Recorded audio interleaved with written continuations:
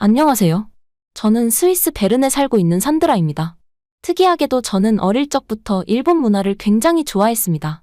그래서 늘 성인이 되면 한 번쯤 일본에서 살아보고 싶었어요. 아무래도 미취학 시절, 일본 애니메이션을 보는 것을 시작으로 일본을 좋아했던 것 같습니다. 일본어를 유창하게 구사할 정도로 공부까지 했어요. 학교를 졸업한 후 일본을 향한 저의 염원은 더욱 짙어졌습니다. 졸업하면 가장 하고 싶었던 것이 일본으로 워홀을 떠나는 것이었어요. 워홀, 워킹 홀리데이는 만 18세에서 30세 사이의 젊은이들이 해외에서 일정 기간 동안 일하고 여행할 수 있는 비자 프로그램입니다. 제가 고심 끝에 선택한 곳은 오사카였고, 처음 일본에 당도한 날은 굉장히 짜릿했습니다. 오랜 기간 안고 있던 꿈을 실현했으니 기대가 구름처럼 부풀었죠. 앞으로 모든 일들이 술술 풀릴 것 같은 착각도 들었습니다. 소바 가게에서 아르바이트를 시작하면서는 남자친구인 쇼타까지 사귀게 되었습니다. 쇼타는 일본에 대한 저희 기대를 가장 가까이서 실현시켜주는 존재였어요. 일본인의 특성이라는 친절과 밝은 미소를 늘 장착하고 있는 친구이기도 했습니다. 제가 처음 일을 시작했을 때도 쇼타의 도움을 많이 받았어요. 제가 일본을 좋아하는 것만큼 쇼타도 본인의 모국을 굉장히 사랑하고 있었습니다. 일을 쉬는 날에는 쇼타가 스스로 나서서 제 가이드를 자청하기도 했어요. 저는 쇼타 덕분에 일본에 대한 환상을 하루하루 실감할 수 있었습니다. 쇼타는 평소에도 늘 일본 자랑을 입에 달고 살았습니다. 일본의 문화가 아시아권에서 가장 선진화되어 있다는 것도 쇼타를 통해서 알았어요. 근데 여기서 저는 순수하게 궁금한 점이 생겨 쇼타에게 물었는데요. 혜성처럼 급부상한 한국도 제법 유명하다고 들었거든요. K-팝, 삼성 등 한국 문화가 무시할 수 없을 정도로 커졌다는 거 압니다.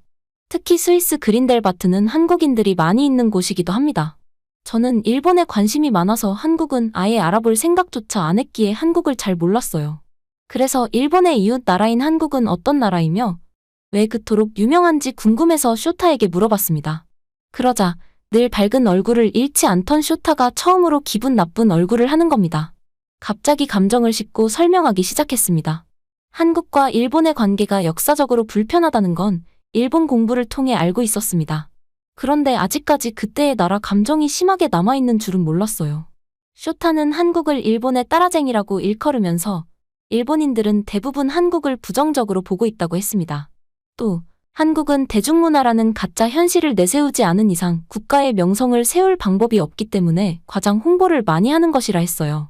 시민의식이나 인프라도 일본에 비해서 미래가 어둡다고 하면서 말이죠. 제가 한국을 언급한 후로 쇼타는 틈만 나면 한국에 대한 단점과 사건, 사고 기사들을 보여주었습니다. 그 바람에 저는 자연스레 한국에 대한 인식을 나쁘게 가질 수밖에 없었어요. 제가 한국이 아닌 일본을 사랑해서 천만다행이란 생각까지 했습니다. 쇼타의 말을 들으니 더더욱 일본에서 살고 싶었습니다. 제 진심에 감동한 쇼타는 저와의 결혼을 고려하기까지 했는데요.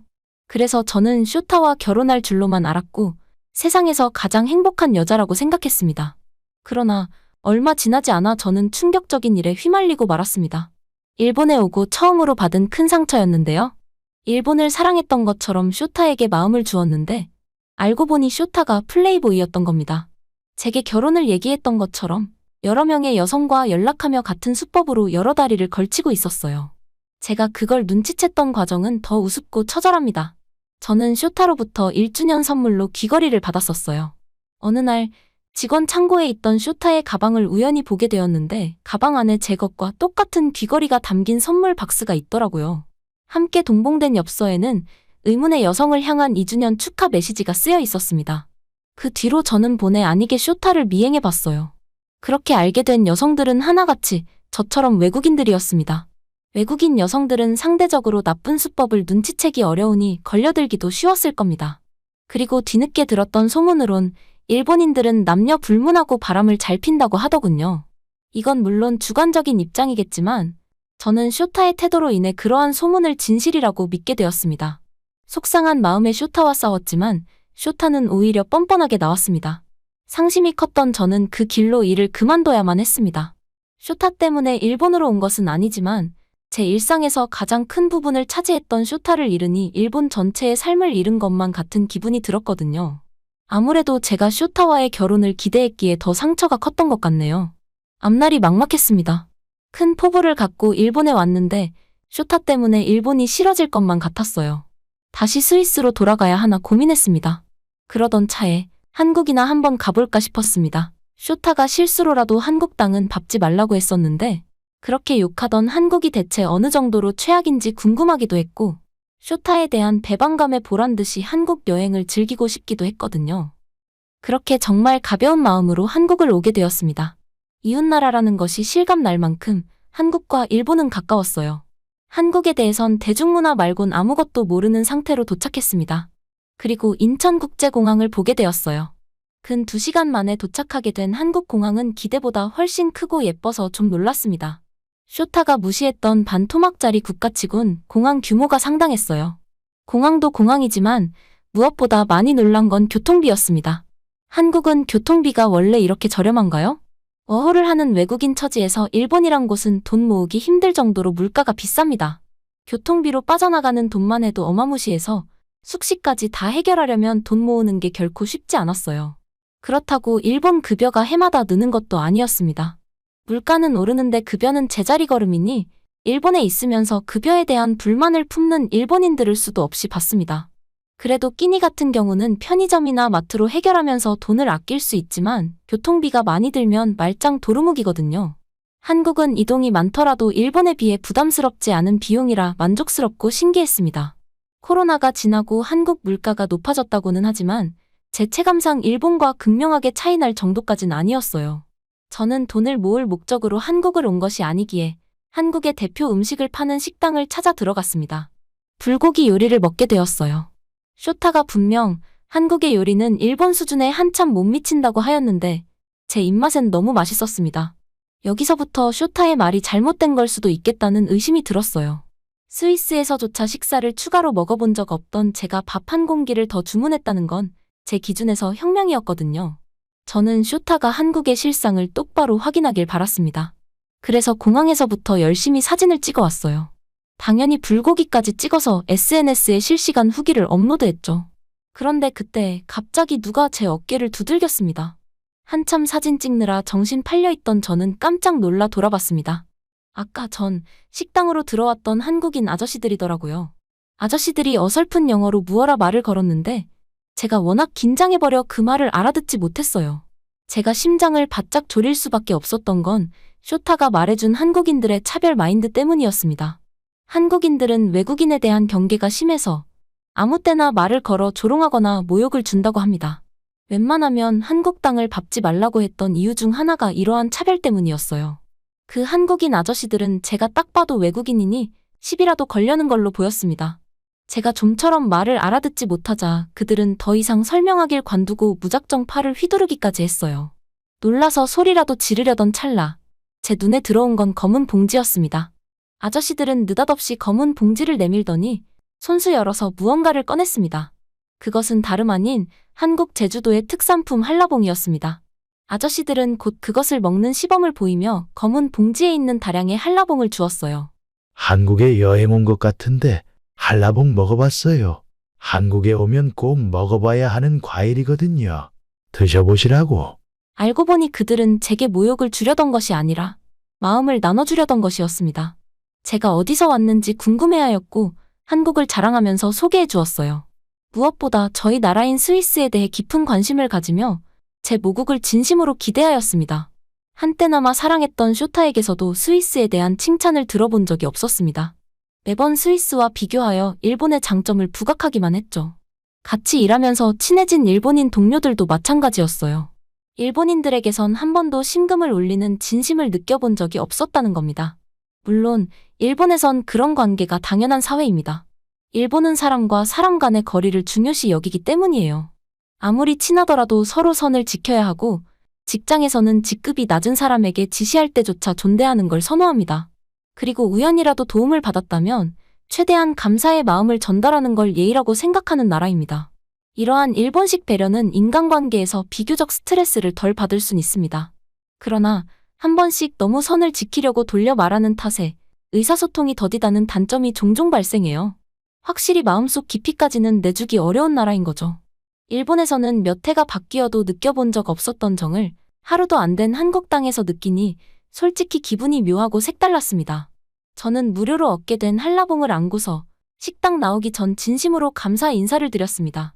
한국 아저씨들은 본인들이 추천해준 여행지에 꼭 한번 들려보라며 마지막까지 저희 여행기를 응원해 주셨어요. 그 나라에서 밥을 먹고 나면 그 나라를 대하는 마음이 한결 편해진다는 말이 있습니다. 한국 밥을 먹고 나니 한국이 참 정겹게 다가오더라고요. 그건 단순히 밥 때문만은 아니었던 것 같아요. 일본인의 인심과는 사뭇 다른 한국인의 인심이 제겐 더 좋게 느껴졌기 때문이라 생각합니다. 늦은 저녁까지 한국 아저씨들이 추천해줬던 몇 군데를 구경하고 숙소를 찾았습니다. 갑작스럽게 여행을 온 것이기에 숙소는 당일 예약을 해야만 했어요. 있던 곳과 가장 가까운 곳이 강남 거리였기에 그곳을 배회하였습니다. 해가 지니 밝을 때 보고 느꼈던 한국의 분위기와는 또 다른 분위기가 강남 거리에 펼쳐져 있었어요. 숙소를 찾아가다 보니 유흥거리가 많은 방향을 향하게 되었는데 그곳은 솔직히 일본에서의 안 좋은 기억을 떠올리게 해 불쾌했습니다. 일본에는 유흥가가 많습니다. 당연히 아름다운 문화도 많지만 성문화 또한 발달한 곳이기 때문에 대놓고 추행하는 경우도 적지 않아요. 저 역시 오사카 거리를 걷다가 성추행을 당했었습니다. 퇴근길이 워낙 삼엄하여 쇼타가 함께 동행하지 않으면 백중백발로 추행을 당하곤 했습니다. 한 번은 혼자서 버스 정류장에 앉아 있었는데 술에 취한 일본인 행인이 대놓고 제 가슴을 움켜쥔 적이 있었어요. 깜짝 놀라서 얼굴에 핏대 세우며 소리를 질렀더니 그저 자기 일행들과 웃으면서 가버리는 겁니다. 주변에 일본인들이 몇몇 있었지만 아무도 저를 도와주지 않았습니다. 마치 그리 놀라운 범죄가 아니라는 듯한 시선을 주기만 했죠. 이외에도 밤길을 걸으면 쫓아와서 성희롱한다든지 성관계를 목적으로 능글맞게 접근하기도 하고 과도한 신체 접촉도 당했습니다. 제가 외국인 신분이라 더 쉽게 대하는 것 같았어요. 쇼타 말로는 일본이 과거에 비해 성추행에 대한 처벌이 많이 강화되었다고 했는데도 이 정도였습니다. 신주쿠 거리는 희롱이 더 심하다는 소문도 있어요. 그만큼 일본에선 여성 인권이 많이 낮다는 걸 느꼈습니다. 지난날을 생각하면 어떻게 그 끔찍한 경험을 견디고서 일본에 있었는지 모르겠어요. 그러고 보니 한국 여행 오기 전날까지도 저는 일본 땅을 밟고 있었네요. 기대했던 만큼 일본에서의 실망이 크니 한국의 밤거리를 보고도 자연스레 트라우마를 떠올릴 수밖에 없었습니다. 실상은 어떨지 모르겠지만 한국의 유흥거리 역시 청년들의 복장만 보면 일본의 문란한 수준과 다를 바 없어 보였어요. 아니나 다를까 제가 지도를 보며 숙소 방향의 골목으로 급하게 꺾은 시점이었습니다. 갑자기 저를 뒤쫓는 그림자가 느껴지더라고요. 하필 그 방향은 안으로 들어갈수록 인적까지 드문 곳이었습니다. 게다가 주변 소음이 급격히 죽으니 발소리가 한 사람이 아니라는 것까지 알게 되었죠. 아무래도 한국과 일본은 이웃이니까 어느 한 면은 닮아있지 않을까라고 생각한 적이 있었습니다. 아니길 바라지만 닮은 점이 있다면 왠지 낮은 여성 인권이나 치안 등일 수도 있겠다는 걸 뒤늦게 떠올렸어요. 저를 뒤쫓던 사람들은 사람이 어느 정도 안 보이자 이젠 뒤에서 대놓고 저를 부르기까지 했습니다. 깜짝 놀란 저는 그때부터 뒤도 못 돌아보고 앞만 보며 달리기 시작했어요. 최대한 구조 요청을 하기도 했습니다. 도와주세요. 이상한 사람들이 저를 쫓아와요. 그러나 안타깝게도 제 목소리는 사람이 있는 곳까지 닿지 못했어요. 점차 더 깊은 골목으로 달리던 저는 결국 쫓아오던 남성들에게 붙잡히고 말았습니다. 제가 어떻게 남자 속도를 이기겠습니까? 그렇게 저는 다리에 힘이 풀려 그대로 주저앉고 말았어요. 일본에선 일본어라도 구사할 수 있었지.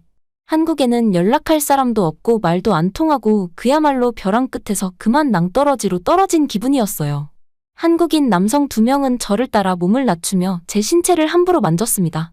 양쪽에서 저를 연행하듯 제 양팔을 각각 붙잡는데 너무 무서워서 상황 파악할 새도 없이 눈물을 터뜨리고 말았어요. 이대로 남의 나라에서 변을 당할 수 없으니 당장 온 힘을 다해 몸부림쳐서 빠져나오려고 했습니다. 그런데 두 한국인이 의외의 행동을 보이는 겁니다. 그건 제 눈물을 쏙 들어가도록 만들었습니다. 둘 중 한 명이 서둘러 휴대폰으로 번역기를 돌려 보여주는데 저는 그들의 말을 이해하자마자 충격받을 수밖에 없었어요. 그쪽으로 더 들어가면 위험해요. 며칠 전에 살인 사건이 있었던 곳이거든요. 알고 보니 제가 가려던 방향에서 얼마 전 칼부림 사건이 발생했었다고 하는 겁니다. 그러니까 그들은 외국인인 제가 아무것도 모르고 위험한 곳으로 가는 걸 보곤 우선 뒤를 따르다가 사고 발생 구간으로 가는 게 확실하니 저를 불러 세웠던 거였어요. 안심이 됨과 동시에 그들을 오해해서 정말 죄송했습니다. 하지만 제가 더 당황스러웠던 건 두 남성이 그 다음으로 보이는 태도였어요. 저한테 기분 나쁜 오해를 받아서 감정 상했을 텐데도 불구하고 제가 자신들을 두려워했을 만했다고 오히려 제게 사과를 해오는 겁니다. 제가 너무 겁먹고 주저앉길래 걱정돼서 그만 함부로 신체에 손을 댔다고 그것까지도 사과하더군요.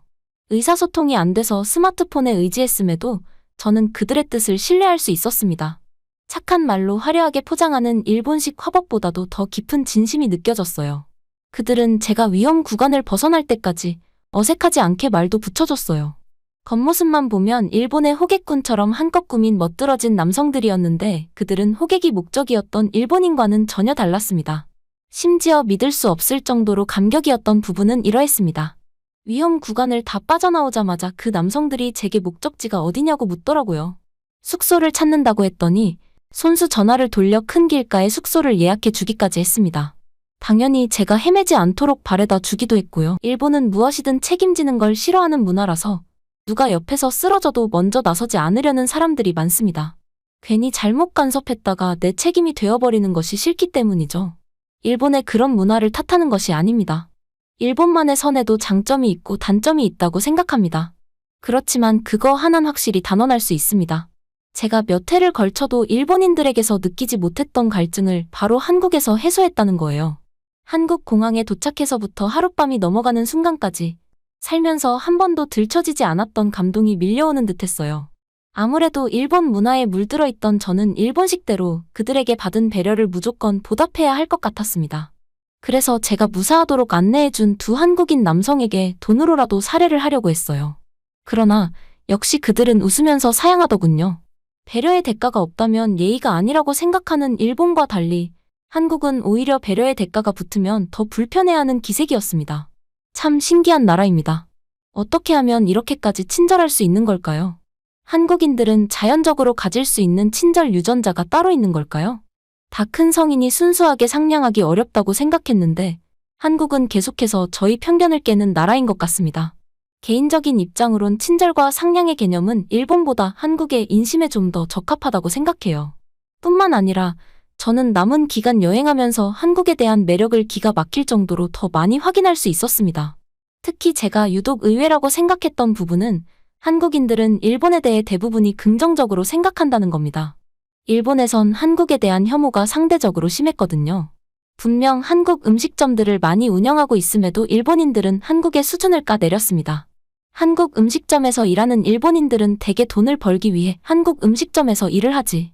막상 손님을 보면서는 맛있는 일본 음식 두고 왜 한국 음식을 먹는지 모르겠다는 말을 종종 했어요. 일본은 그것이 역사적으로 엮이고 설킨 한국이 미워서이기 때문이라고 하더군요. 이 역시 한국에선 입장이 또 달랐습니다. 저는 한국의 관광지를 방문하면서 충격적인 사실을 알게 되었어요. 알고 보니 한국이 일본의 식민지였더라고요. 이 사실은 일본이 좋아서 일본인 입장으로 역사를 공부했던 제게 굉장한 충격으로 다가왔습니다. 일본에선 자신들의 본국이 한국으로부터 치명적인 피해를 입었다고 했는데 실상은 그 반대였어요. 일본이야말로 한국에게 입에도 담기 어려울 정도의 큰 피해를 주었더라고요. 그런데도 일본에 대한 한국인들의 태도는 상당히 관대했다는 게 신기했습니다. 한국인들은 대부분 일본과의 역사적 문제로 속상한 것은 사실이나 일본만의 장점을 인정하고 있었어요. 사실은 이게 맞는 태도라고 생각합니다. 제가 일본에 물들어 일본인처럼 생각했기 때문에 옳은 마인드를 가진 한국인을 신기하게 본 거였어요. 원래는 역사적 감정과 시대의 변화를 분리해서 받아들이는 것이 맞잖아요. 한국 여행은 고작 5일 정도였습니다. 그러나 저는 일주일 더 연장하여 한국에 머물게 되었어요. 한국에 이렇게까지 빨리 매료될 줄 몰랐습니다. 제가 왜 일본을 좋아하고 공부했는지 이제는 후회가 됩니다. 물론 일본에서도 일본만의 이점에 감동받긴 했습니다.